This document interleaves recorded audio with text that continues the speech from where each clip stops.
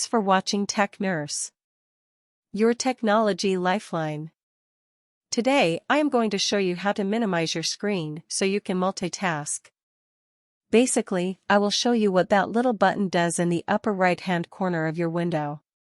So if you have a browser open, let's say Google Chrome, and you want to minimize your screen, you can click on this little line or minus sign here.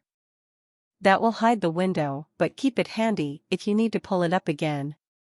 It will stay on your taskbar for easy retrieval. Now let's pull Google Chrome up. It is super useful if you want to get back to another program or see your desktop.